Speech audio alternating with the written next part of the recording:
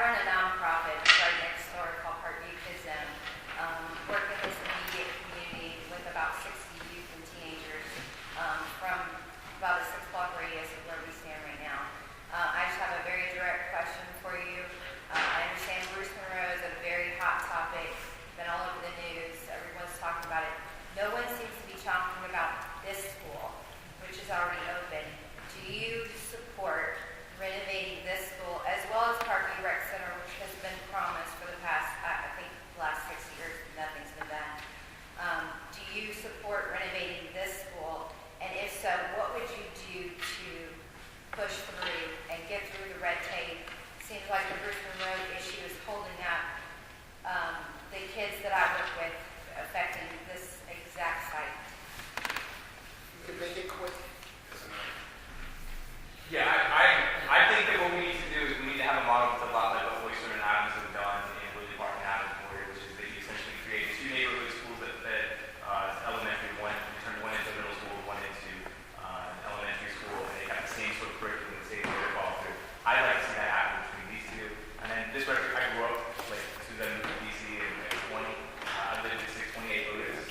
So this rec center definitely has not changed much since when I first was here those years ago.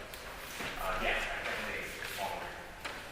Absolutely. I think it does need to be renovated. I always kind of like when it jump-started school construction modernization, I'm the one that was out front.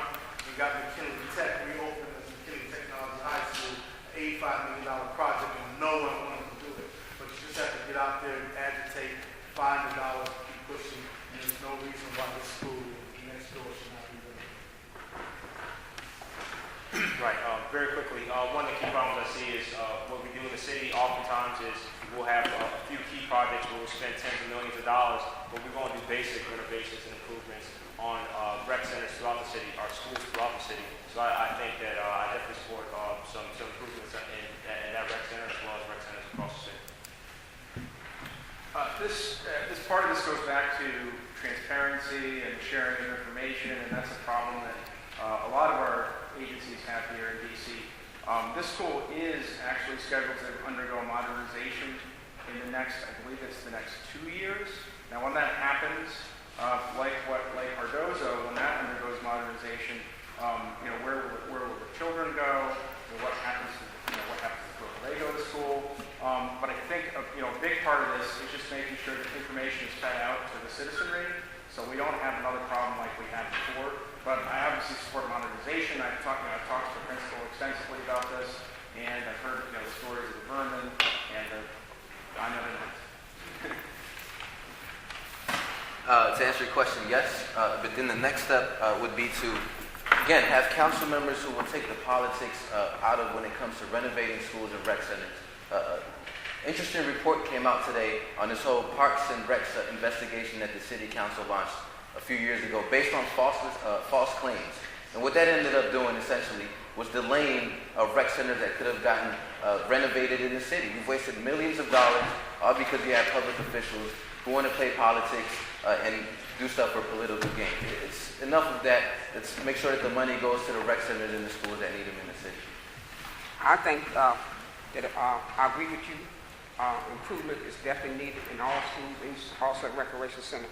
And it's just like the young man just said, you have developers that you hire and you don't have no contract. And what they do, they take the millions of dollars and go elsewhere and don't do the job, the work. And as citizens and as residents and taxpayers, we have to make sure that the city council be accountable. Make sure those funds go where they're supposed to go. We need to give them a report card to see that that is happening. And the money that's being used inappropriate as we speak now, and as you know, is giving bad news. I think this should also be looked at and make sure they put the money in the right places. And this would be the place that you are referring to. Thank you. Well, it's obvious that renovation and modernization is in the works and should be supported.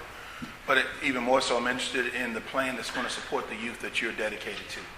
Because I think what happens in this redevelopment and shuffling around the young people, and I've been running a nonprofit that's youth-based for the last several years, so it's my life. And it's based out of a passion from being a school teacher in the school system. I started my own nonprofit just to get out in these communities and make a difference. So what happens in these modernization projects, the human capital is not considered. And I'll be interested in supporting something and make sure your transition during that period is comfortable for the young people so they can continue the development and growth that they deserve.